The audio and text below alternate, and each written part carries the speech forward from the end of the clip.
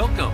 I'm Doug Morgan, and you're listening to Uncommon Sense, where we hunt for the truth in the topics you're not supposed to talk about, Christianity and politics.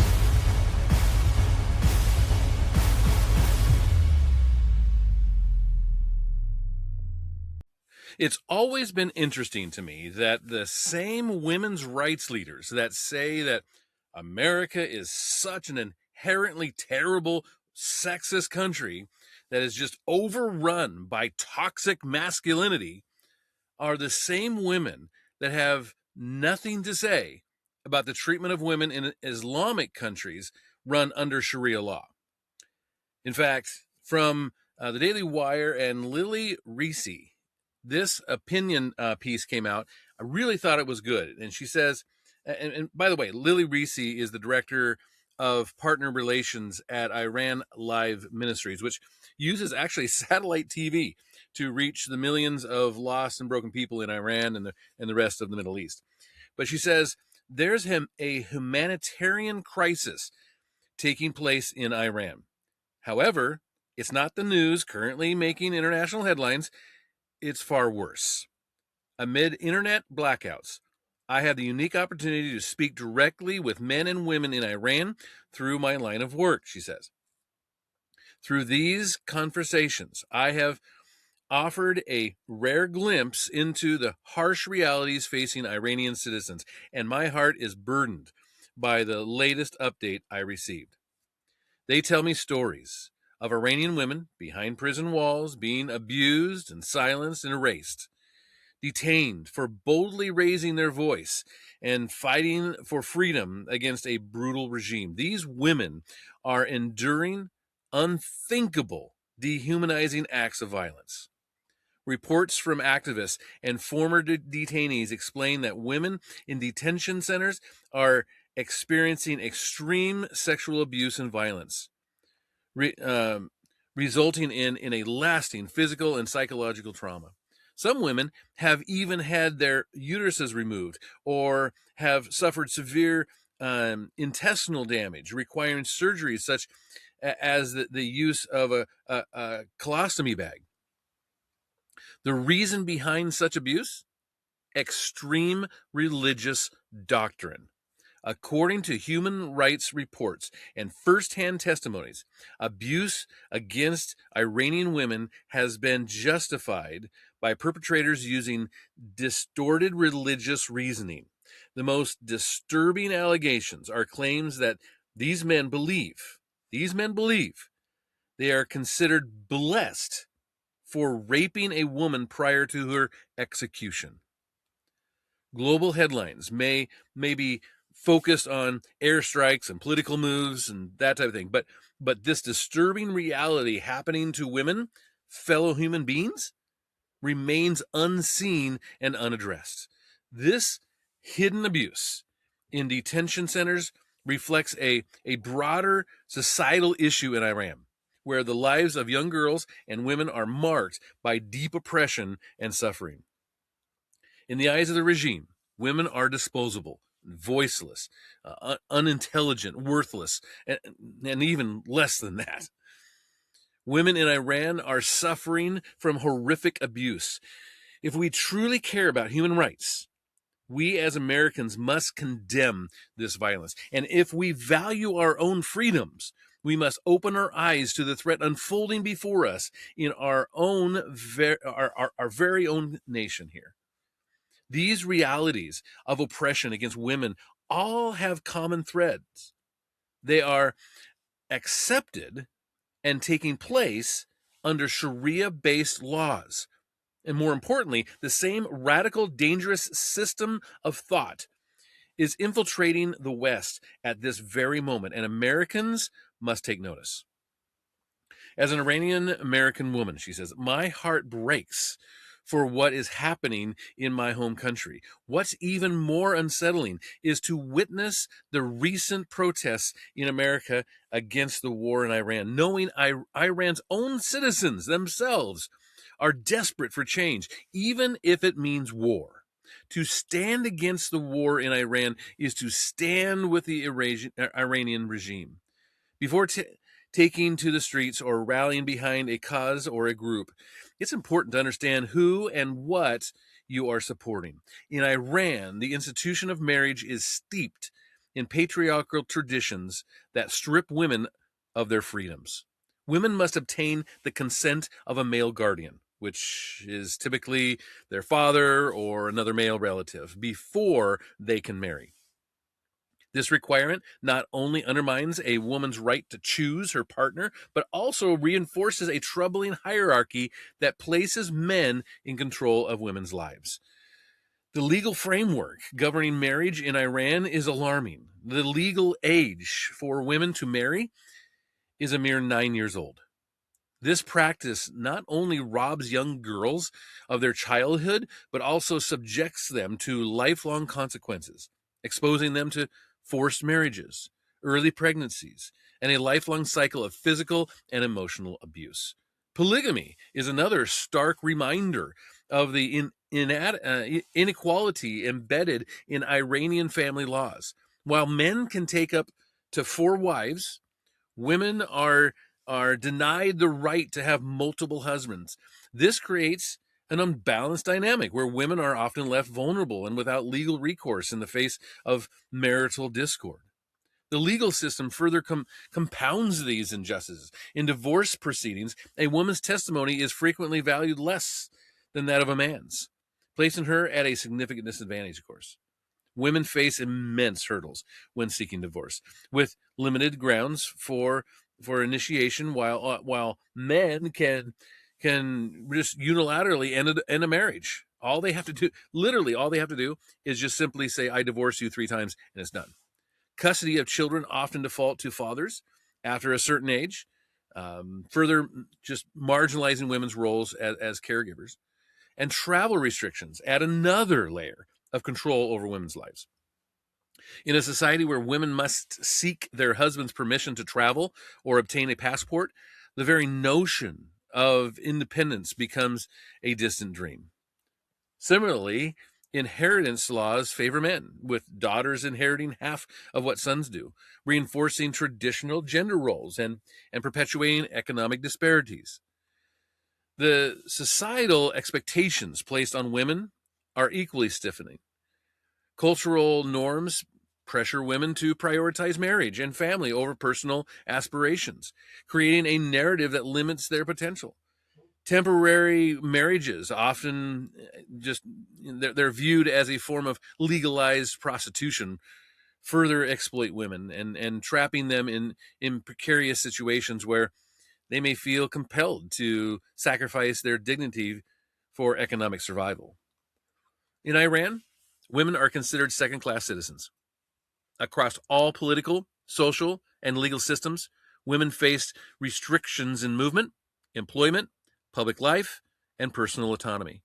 These barriers both reflect and reinforce one of the widest gender gaps that we are witnessing in the world today.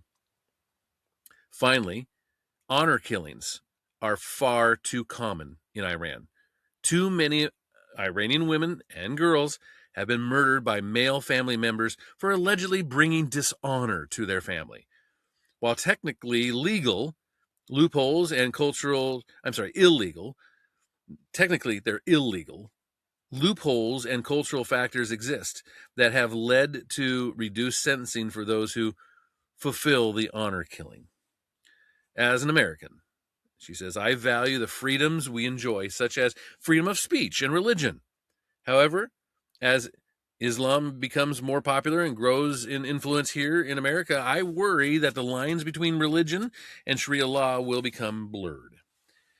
I understand deeply the great evil that is at the root of Sharia law, which is the law of radical Islam.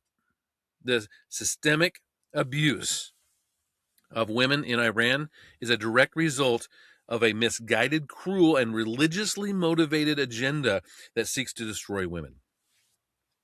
If violence against women is normalized in places like Iran under the protection of Sharia law, couldn't these same ideologies and practices appear in the West if left unchecked?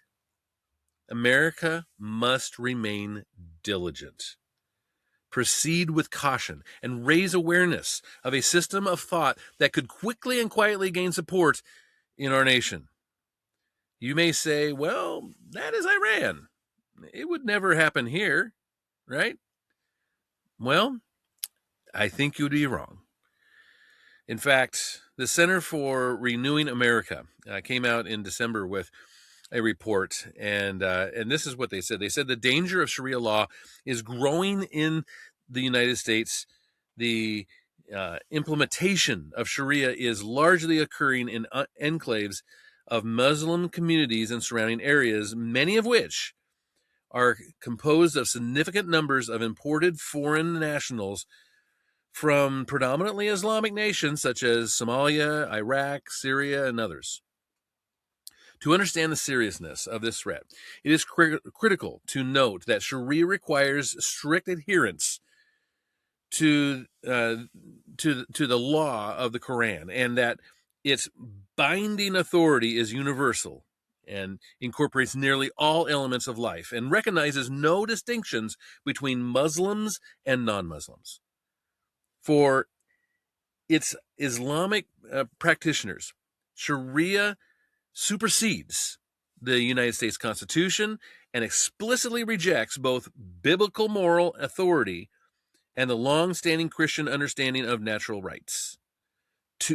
These are two foundational elements of Western civilization, of course. The rise of Sharia in the United States is merely the latest chapter in an ongoing story of spiritual, ideological, and political conflict. Radical Islam and its adherents have long been a threat to the United States and the foundational tenets of Western civilization. Since its early days, America has fought against Islamists. In particular, the Barbary pirates of Northern Africa, who are mentioned actually in the opening lines of the Marines' hymn. While the United States fought the Barbary Wars primarily to keep trade lines open, a letter from envoys and future President John Adams and Thomas Jefferson both revealed that the Barbary nations had a very different motivation. We took the liberty to make such inquiries concerning the grounds of their pretensions to make war upon nations who have had done them no injury, and observed that we considered all mankind as our friends who had done us no wrong, nor had given us any provocation. The ambassador answered us that it was founded on the laws of their prophet, that it was written in their Quran, that all nations who should not have acknowledged their authority were sinners, that it was their right and duty to make war upon them wherever they could be found, and to make slaves of all they could take us as prisoners, and that every Muslim who should be slain in battle was sure to go to paradise. This list of atrocities committed by Islamists and radical Muslims against Americans is lengthy. I mean, it could fill multiple volumes.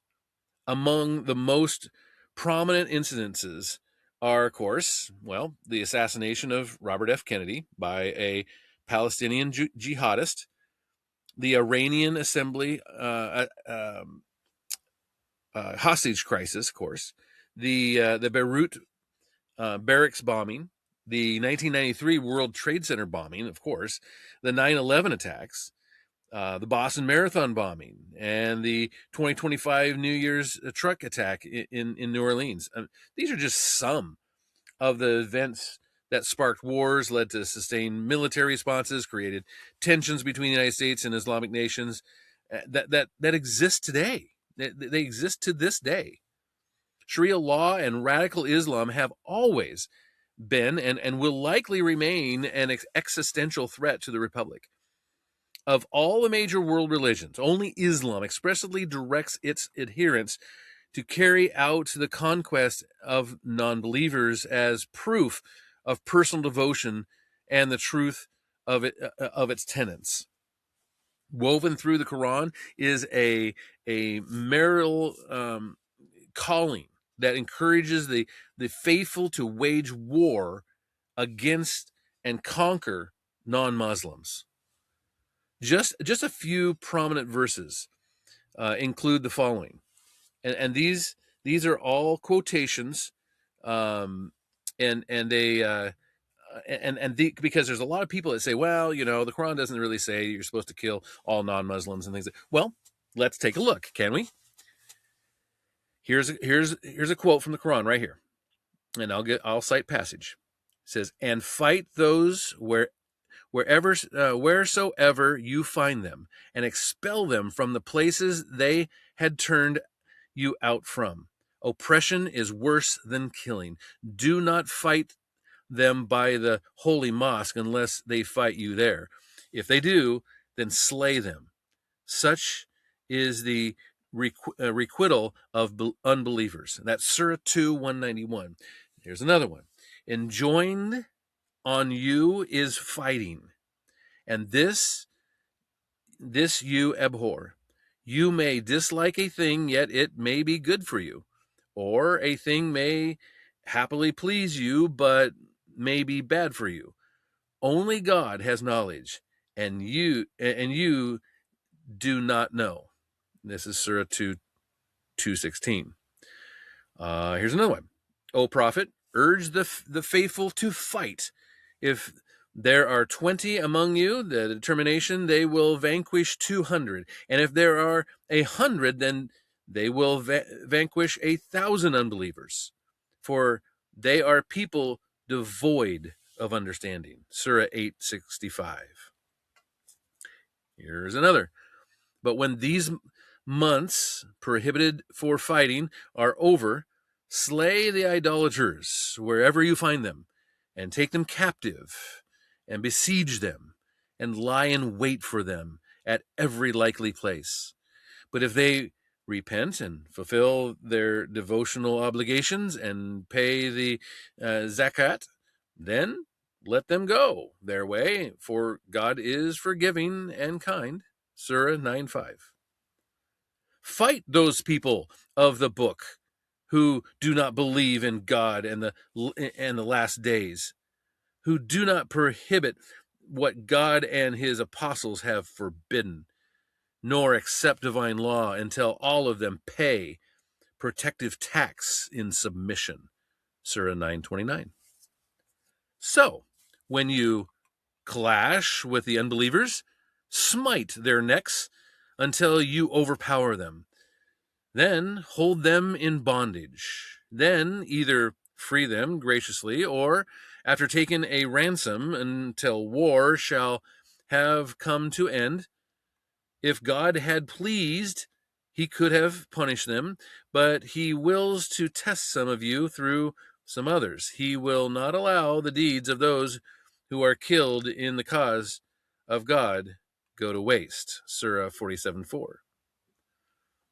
In light of this understanding, it is incumbent on policymakers and informed citizens to muster the courage to soberly reassess the capability of Islam with our way of life. Specifically, the rise of Sharia poses a prospectively uncomfortable but necessary question of whether Islam can coexist with our constitutional order, one, of course, driven by adherence to natural rights that derive from the Christian theology, the theological and philosophical principles that serve as the foundation of Western civilization. If the answer to that question is no, then we must ask, what should public policy look like to preserve the constitutional order from the ideology fundamentally tasked with destroying it? So let's take a look at a little bit of background and the rise of Sharia in the States. Here's a quote from Sharia preacher Sheikh Uthman Farouk. And he said this back in July of 2025. He said, Islam will enter every house, and don't worry about the Islamophobe. Their children will be Muslim. So, what is Sharia law anyway? What is Sharia law is what we're talking about here. So what is it? Well, a textbook definition is that Sharia is the Islamic legal and moral framework that derives from the Quran and the Hadiths, the records of Muhammad's teachings and his sayings and actions and that type of thing. Sharia categorizes human actions into 5 divisions and devises a blueprint for both living a virtuous life and building a virtuous society. These divisions are the FARD, F-A-R-D. They're mandatory actions. They are the mustahad, which is the recommended actions. The mubah, which is the permitted actions. The makruh, which is the discouraged actions, and the haram, which is the forbidden actions. But a more practical understanding flows from the godfather of modern jihadists. His name is Sayyid Qutb.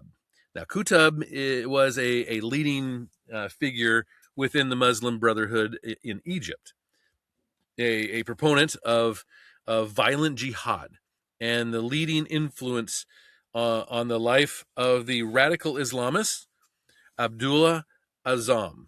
You know who Abdullah Azzam was? He was the spiritual mentor to Osama bin Laden. And in his book, Milestones, Qutb sums up Sharia law this way. He says, in the Islamic concept, the sovereignty of God means not merely that one should derive all legal injunctions from God and judge according to these injunctions. In Islam, the meaning of the Sharia is not limited to mere legal injunctions, but includes the principles of administration, its system, and its modes.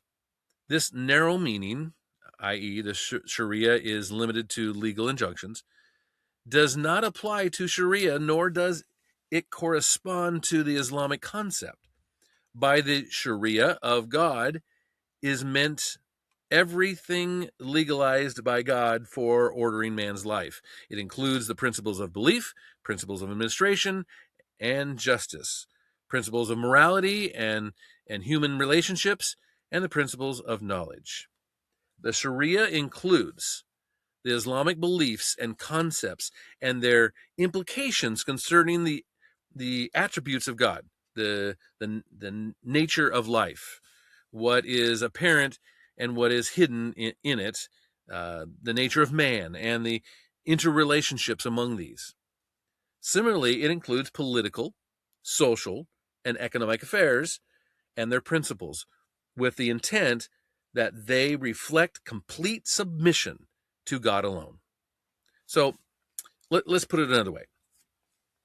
Sharia law is the complete political, societal, and individual submission to Islam as written in the Quran and found in the Hadiths of Muhammad. The proposed East Plano Islamic Center, or EPIC, near Dallas, Texas, here in this country, is a high-profile flashpoint for increasing public awareness about Sharia law in the United States.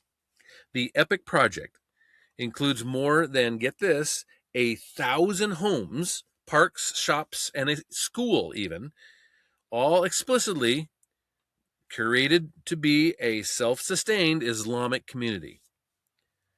EPIC, therefore, is intended to follow the explicitly political mandate embedded within Islam to subordinate all aspects of government and civil society to its conquering ambitions. Unsurprisingly, EPIC's design and development are mired in controversy over reports of irregular activity and numerous allegations of legal violations. These reports, combined with a concerted effort by Texas Republicans to have state and federal agencies investigate Epic, they have recently forced the project to actually rebrand as The Meadows. You may have heard of that. Reports of secret Sharia courts operating in North Texas have been around for, well, at least a decade, suggesting that groundwork for the Islamification of the area has long been underway. Governor Greg Abbott recently directed law enforcement entities in Collin and Dallas counties to investigate a reported Sharia court operating in Dallas. Earlier this year, in a different part of Texas, a Houston imam engaged in demonstrations and threats against businesses selling pork and forbidden haram, of course, products because they violate Sharia law.